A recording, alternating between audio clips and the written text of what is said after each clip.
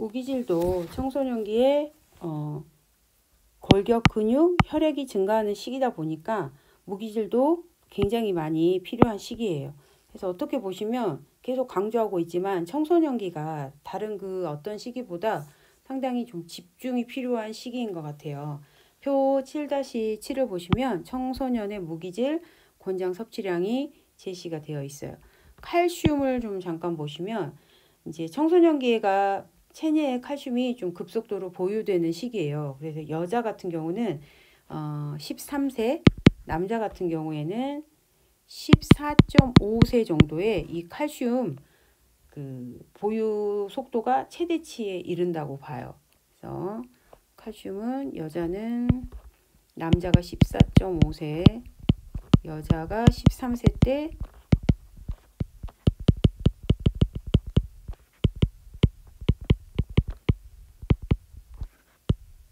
최대로 봅니다. 그래서 이제 청소년의 하루 칼슘 보유량이나 흡수율, 손실량 등을 고려해서 나온 수치가 바로 이 수치가 되겠습니다. 참고하시고 이제 그 우리 한국인을 위한 식생활 지침에 보시면 청소년들에게 이 칼슘에 굉장히 좋은 구본을 우리가 우유나 유제품으로 제시를 하고 있어요. 그러다 보니까 하루에 2회 이상 섭취하라고 아마 권장을 하고 있을 거예요. 그런데 얘도 똑같아요. 12세에서 18세 이 나이대 청소년의 우유 섭취량을 조사를 했더니 우리는 2회 권장하고 있지만 이것에 미치지 못하고 있는 걸로 조사되고 있어요.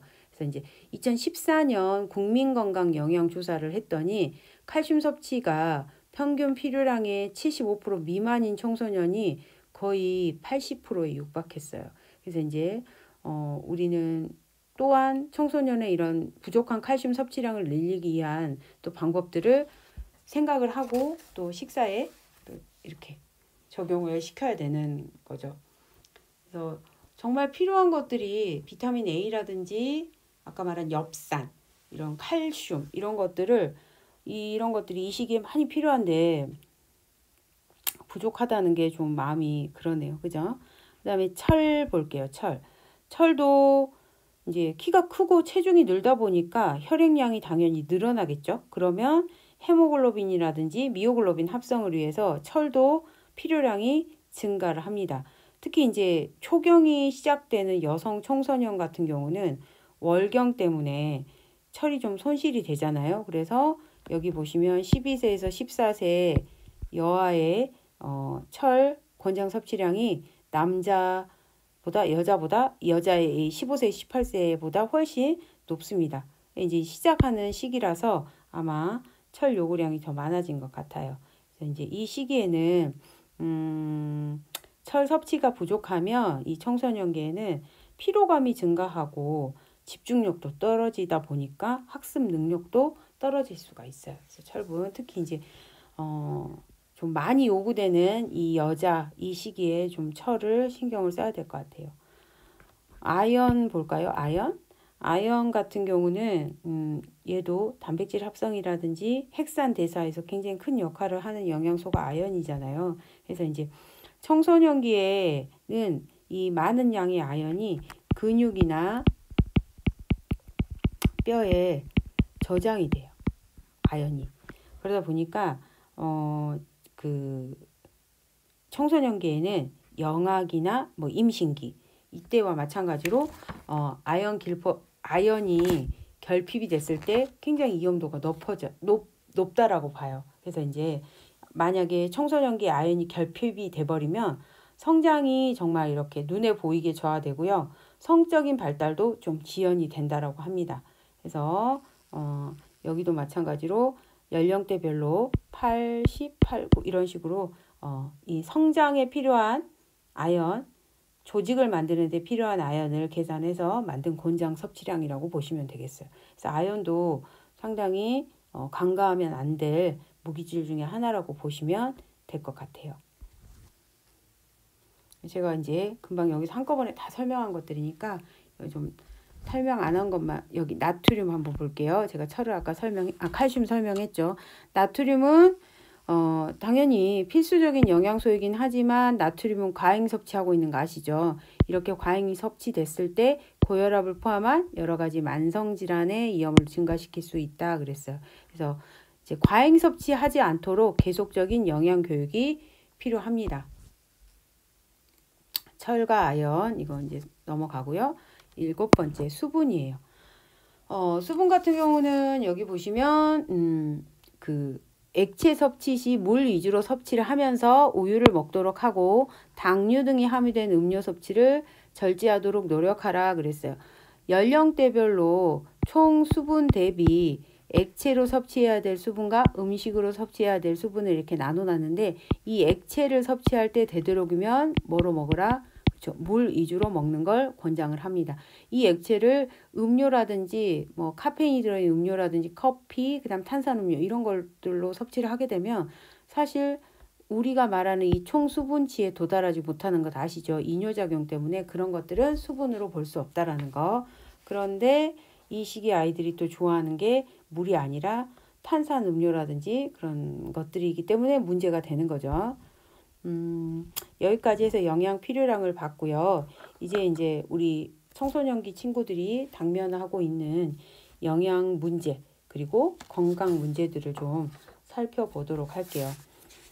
그림 7-3 청소년의 영양소별 영양 섭취 기준에 대한 영양소의 섭취 비율 조사한 자료인데요. 제가 이제 100을 기준으로 이렇게 쭉 선을 그어보면 보시다시피 뭐 에너지는 이 정도면 뭐 나쁘지 않잖아요. 단백질은 이제 충분히 먹고 있어요. 티아민, 리보플라민 이런 것들, 뭐 니아신도 이 정도면 괜찮고. 그런데 이제 보시면 지금 부족한 게 칼슘, 그렇죠? 그다음에 칼륨도 부족하고요. 철도 부족해요. 비타민 A 아주 부족하죠. 그다음에 비타민 C도 좀 많이 안 먹고 있어요. 비타민 C가 부족한 건 제가 봤을 때는 채소나 과일류들을 섭취를 잘 안 하는 것 같죠. 그리고 청소년기 아이들이 집에서 과일 같은 걸 먹을 시간이 사실 부족하죠.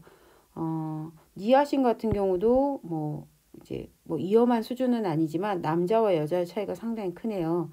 그래서 여기 이제 이런 것들이 문제가 되고요. 과다한 것 중에 문제가 되는 건 당연히 뭐예요? 이 나트륨이죠. 나트륨. 근데 여자보다 남자가 훨씬 짜게 먹고 있나 봐요. 비율이 조금 높네요. 그래서 이 영양 섭취 실태가 불균형이 사실 있다는 게 문제죠. 제가 이제 좀 편하게 보시라고 제가 다른 색깔로 이렇게 표시를 했는데 나트륨 같은 경우가 이렇게 과다하게 먹는 게 사실 좋은 건 아니잖아요. 이런 것들이 가지고 오는 문제들, 영양 문제들이 상당히 크기 때문에 이제 이 도표를 보고 우리가 무엇을 줄여야 되고 무엇을 늘려서 먹여야 할지 영양 상태를 좀 균형 있게 유지시키기 위해서 어떤 식단을 짜야 되고 어떻게 영양 지도를 해야 되는지 이제 이 표본을 삼아야 될 것 같아요. 이런 것들에 이제 금방 보신 이 표를 토대로 이렇게 섭취하고 있는 이 청소년들을 이 청소년기에 이런 영양 상태가 영양 상태에 영향을 미치는 요인들, 도대체 이렇게 만들어진 결과가 나오게 된 요인이 무엇일까라고 이제 되짚어 보는 거죠. 그 첫 번째가 이제 식사 습관인데요. 이 시기가 사실은 이제 굉장히 성장이 빨라지다 보니까 식욕도 왕성해지는 시기예요. 그렇죠? 식욕이 굉장히 왕성해지는 시기다 보니까 아이들이 잘 먹는 시기죠, 사실은. 뭐 무절제한 식생활을 하기 쉽다 그랬는데 이제 뭐 나쁘게 표현하면 무절제인데 많이 먹는 시기죠. 그래서 근데 이제 문제는 무절제한 식생활을 뭐 막 하고 싶어서 하는 친구도 있겠지만 그 간접적인, 그러니까 직접적인 게 아니라 나의 자의가 아닌 타의로 인해서 이런 것들이 이루어질 수 있는 그런 환경에 놓여 있는 친구들도 있어요. 그래서 이제 우리가 이런 식사 습관을 봤을 때 크게 보는 게 이제 아침 결식, 그렇죠? 아침. 그다음에 두 번째가 보면은 이제 패스트푸드. 세 번째가 군것질. 얘도 뭐 패스트푸드 같은 맥락이긴 한데요. 이런 것들이 식사 습관에 포함이 되면서 이제 보시면 중년 이후에 이런 것들이 지속되다 보면 동맥경화, 심장질환, 당뇨병 등 각종 만성 퇴행성 질환을 일으킬 수 있다라고 했어요. 그래서 이제 또 이 시기에 사실은 무절제한 식생활을 하면서 또 살이 찌다 비만이 되다 보면 또 다이어트를 할 수도 있고 또 아니면 외모를 너무 신경 쓰다 보니까 사실 살이 찌지 않았는데도 무분별한 다이어트를 할 수도 있어요. 그러다 보면 이제 그에 따라서 어떤 섭식 장애까지 유발을 하죠. 그래서 이제 상당히 문제가 된다라고 보시면 돼요. 그림 7-4 같은 경우는 청소년의 식행동에 영향을 주는 요인들을 이제 좀 이렇게 분류를 해놨는데 이거는 그냥 참고하시고 제가 아침 결식과 패스트푸드 군것질에 대해서 조금만 더 설명을 할게요. 아침 결식 같은 경우는 이제 그냥 제 설명 듣고 아 그런가 보다 하고 넘어가셔도 됩니다. 그 국민건강조사를 했더니 2019년 조사 결과에 보면은 12세에서 18세 우리 지금 보고 있는 이 청소년기의 아침 결식률이 몇 프로일 것 같아요? 39.5%예요. 39.5% 정도가 결식을 하고 있어요. 그리고 또 이제 이때 이 아이들을 대상으로 온라인 조사를 했더니 주 5일 이상 결식, 아침 결식, 아침을 안 먹는 친구들이 거의 또 35.7% 정도로 확인이 되었대요. 그 말은 이제 이 두 가지의 어떤 결과를 도합을 하면 우리나라 중고생의 거의 3분의 1이 현재 뭐예요? 아침 결식이라고 보시면 돼요. 그래서 3명 중에 1명은 지금 아침을 안 먹고 학교를 다닌다라고 보시면 돼요. 그래서 이제 이 결국엔 아침에 식사를 하지 않게 되면 우리가 아침밥 먹는 캠페인 같은 거 할 때 보면 결국엔 아침밥을 먹게 되면 어떤 학습 효과도 올라가고 또 수업의 집중도도 높아진다. 그리고 이제 점심 급식 이전에 아침밥을 먹고 온 친구들과 안 먹고 온 친구들 비교를 해보면 아침밥을 안 먹고 온 친구들은 점심 급식 이전에 어떤 당분이나 지방이 많은 그런 간식들을 원할 수도 있고 먹을 수도 있잖아요. 그렇게 되면은 점심 급식을 또 적게 먹으면서 어떻게 보면 뭐 비타민 무기질, 급식으로 인해서 먹을 수 있는 비타민 무기질 같은 거를 덜 섭취하게 되는 그런 원인을 또 유발하게 된다라고 보고 있어요. 그래서 이제 소비자 보호원이 또 이에 따라서 조사를 했더니 아침 결식 청소년들이 굉장히 탄산음료 빈도가 높더래요. 그래서 일단 우리가 꼭 아침 식사를 밥이라든지 밥, 국, 반찬 해가지고 뭔가 이렇게 일식 삼찬 뭐 그런 식으로의 어떤 아침 식사가 아니더라도 우리가 꼭 그런 식사가 아니더라도 어떤 식품군이 조금씩 고루 포함된 균형 잡힌 어떤 아침 식사 대용을 챙겨 먹는 습관을 기르도록 해야 한다라고 이제 계속 캠페인을 하고 있습니다. 근데 그게 이제 내가 먹고 싶어도 내가 처한 환경이 그런 것들을 먹지 못하는 그런 어떤 그 사회 환경도 있을 수 있고요. 또 막상 제공되는 환경이 있더라도 본인이 먹기 싫어서 안 먹는 다양한 요인들이 있을 것 같아요. 그래서 아침 결식 부분은 중요한 문제긴 한데 참 해결하기가 제 생각은 그래요. 이게 뭐 모든 가정을 제가 다 들여다볼 수는 없으니까 이 부분은 좀 해결이 되어야 되는 부분인데 어려운 부분이 아닌가라고 싶더라고요. 저 같은 경우도 아침에 아이들 학교 가기 전에 뭔가를 매일 밥하고 국하고 반찬 차려줄 수는 없죠.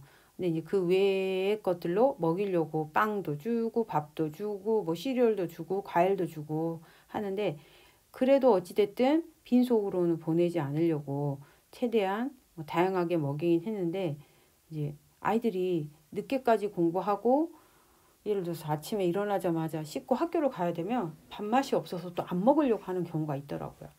참 차려줘도 못 먹는 경우가 있고 또 차려줄 수 없어서 아이들이 먹고 싶어도 못 먹는 경우도 있다는 거. 이 결식이 단순히 안 먹는 거 문제가 아니라 못 먹을 수도 있는 그런 문제니까 접근을 다양하게 해야 될 것 같다라는 생각을 해봅니다. 두 번째 이제 패스트푸드는요. 또래들과 이제 어울리다 보니까 아무래도 이런 부분들이 그 집 밖에서 편의점이라든지 요즘에는 뭐 분식이라 그러긴 그런데 식당에 가서 친구들끼리 같이 어울리면서 먹는 경우가 많더라고요. 그러다 보니까 이 애도 똑같아요. 2019년에 있던 온라인 조사를 했더니 청소년의 한 25% 이상이 주 3회 이상 패스트푸드를 섭취한다고 응답을 했대요. 근데 이제 결국에 패스트푸드를 계속 자주 섭취하는 아이들과 또 결식이라든지 간식이 반복되는 이런 식습관을 가진 친구들은 결국에 영양 부족이라든지 영양 불균형 이런 것들의 결과를 보여준 그런 조사들이 많았어요. 그래서 이 시기에 뭐 예를 들어서 가장 대표적인 패스트푸드가 라면, 컵라면 같은 거 쉽게 먹을 수 있죠. 그다음에 햄버거, 피자, 뭐 다양한 뭐 스낵류들 이런 것들을 많이 먹게 되죠. 근데 이제 이런 것들이 아시다시피 콜레스테롤도 좀 많고 포화지방산이라든지 그다음에 나트륨 함량이 상당히 높아요. 이건 높은 대신에 비타민 무기질 또는 식이섬유는 또 낮죠. 그리고 또 이런 것들하고 같이 먹으려면 뭐가 또 동반이 돼야 돼요. 그렇죠. 탄산음료 먹어줘야 되죠. 아이들이. 그러다 보면 이제 탄산음료도 당분을 과도하게 섭취한다는 문제를 더하게 됩니다. 그래서 이제 이럴 때 이런 것들이 계속 지속되다 보면 아까 말씀드린 이런 질병들을 이제 만들어 내는 거죠. 그렇기 때문에 이런 청소년기에는 최대한 바람직한 식습관을 형성할 수 있도록 학교에서도 교육하고 뭐 지역사회도 관심을 가지고 지원을 하라고 하는데 그러다 보니까 이제 제가 최근에 그 아동급식 그 시에서 하는 위원회 회의를 갔었는데 우리 순천에도 그 급식 지원을 받는 대상자들이 꽤 되더라고요. 그런데 이제 보니까 그때 회의 갔을 때 도시보다는 조금 시골 쪽에 많이 포진이 되어 있어요. 그런데 보면 엄마가 안 계신다든지 아니면 할머니, 할아버지와 사는 가정이라든지 뭔가 가정에서 식사를 챙겨주기 어려운 아이들이 결식 아동들이 많더라고요. 그래서 이제 도시락을 제공을 하는데 도시락도 사실 보니까 평일에는 일일 일식을 제공하고 방학 때는 일일 이식을 제공을 하더라고요. 근데 도시락 업체들이 이제 제공을 하다 보면 다양한 사람들한테 제공을 하다 보니까 또 먹는 사람 입장에서는 맛이 있을 수도 있고 맛이 없을 수도 있잖아요. 그리고 겨울철에는 배달을 했는데 이게 이제 그 온도 변화 때문에 따뜻하게 제공되지 못해서 또 맛이 없다라고 하는 경우 여러 가지 민원들이 나오고 있더라고요. 그래서 그래도 시에서 전체적으로 나라에서 그런 결식 아동들이 식사를 빼지 않도록 굉장히 지역사회에서도 관심을 가지고 지원을 하고 있다는 걸 알게 됐는데 뭐 어떤 분은 어떤 분은 무슨 뭐라 그러시더라? 거점 센터 같은 거 만들어서 아이들이 그 와서 밥을 아무 때나 편하게 먹고 갈 수 있는 그런 것도 있었으면 좋겠다 했는데 그거는 제가 급식을 하는 사람으로서 급식 쪽을 관여하고 있는 사람으로서 그건 정말 좋은 의견이라기보다는 아이들을 생각한 굉장히 큰 의견이긴 한데 이 급식을 운영하는 사람의 입장으로서는 그건 정말 너무 힘든 부분이죠. 그죠? 그 언제 올 줄 알고 누가 얼만큼 올 줄 알고 하루 종일 기다려서 애들한테 오는 대로 밥을 주겠어요. 그건 좀 어렵고 여기서 이제 그건 어렵다. 뭐 시에서 난색을 표하셨는데 그거는 제가 그랬죠. 그거는 국가적인 문제가 아니라 전 세계적으로도 참 해결하기 어려운 문제가 아닐까라고 생각을 한다고 했어요. 그건 절대 전 세계 어느 나라에서도 해결하기 힘든 문제가 아닐까요? 그 가만히 이렇게 기다리면서 모든 아이들에게 밥을 주는 건 힘들 거라고 저는 말씀을 드렸어요. 세계적으로 해결하기 어려운 문제가 아닐까요?라고 했는데 그만큼 어렵죠. 그래서 이런 것들을 이제 아이들이 너무 손쉽게 먹을 수 있다는 게 이제 식사 습관이 많이 변했어요. 제가 청소년기에는 라면 정도? 그쵸. 햄버거나 피자 이런 거는 대학생 때 먹었던 것 같은데.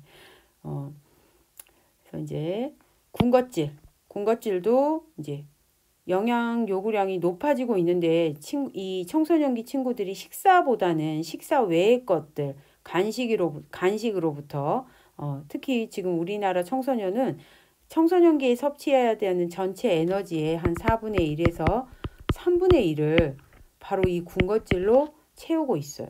그러다 보니까 이 시기에 청소년들이 먹는 그런 간식들이 특히 당분도 많고 염분도 많잖아요. 또 기름에 튀긴 것들도 많고.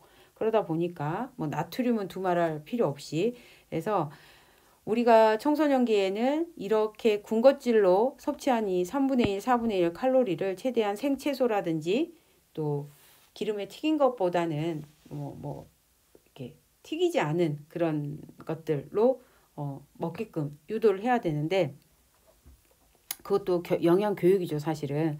그리고 이제 이런 간식들하고 간식 먹을 때 같이 먹는 음료로 탄산 음료보다는 냉수나 뭐 100% 과일 주스 또는 우유 같은 거 마시면 좋다라고 같이 교육을 해야죠. 근데 이제 청소년들이 식약처에서 조사한 바에 의하면 지금 현재 굉장히 당분 섭취가 높아요. 음료 때문에, 음료. 그래서 근데 그 음료들이 다 무엇이다? 가공식품 때문에. 그래서 이제 탄산음료가요, 청소년의 다소비 식품 중에서도 계절하고 관계없이 굉장히 높은 순위를 차지하고 있대요. 콜라, 사이다. 근데 이제 가보시면 음료가 너무 많죠. 아이들이 좋아하는 음료가. 그래서 탄산음료를 과다하게 섭취하는 청소년은 또 그거 안 먹는 청소년에 비해서 에너지 섭취량도 높고 특히 지방 섭취량이 상당히 많다라고 조사가 되고 있어요. 그럼 이제 반대로 이런 친구들은 과일이나 채소는 당연히 채소 같은 경우 식이섬유가 많이 들어있는 것들은 적게 먹겠죠. 그래서 또 아까 부족했던 칼슘 섭취량이 낮은 친구들이 여기에 해당이 되지 않을까 싶어요. 그래서 이제 또 이런 탄산 음료에 들어있는 설탕도 상당히 큰 문제가 될 수 있어요. 그래서 이런 거 많이 먹으면 그 안에 들어있는 인산 때문에 뼈라든지 치아 건강에도 유의할 수 있는데, 애들이 콜라, 사이다, 콜라 좋아하죠. 콜라. 그래서 그런 것들을 이제 좋아하는 걸 아예 먹지 못하게 막을 수는 없잖아요. 현명하게 조금 골라 먹을 수 있고 많이 먹는 걸 줄여서 먹을 수 있게끔 계도하는 게 이제 우리의 역할이 아닌가 싶어요. 이미 이렇게 좋아하는 걸 못 먹게 막을 수는 없다라고 생각해요. 저는 이제 그렇잖아요. 콜라가 몸에 안 좋은 거니까 절대 먹으면 안 되라고 했을 때 청소년기 아이들이 그 말을 누가 믿고 누가 따르겠어요. 그런데 이렇게 너네가 이렇게 먹었을 때 이러한 결과를 가지고 온다라는 걸 보여주고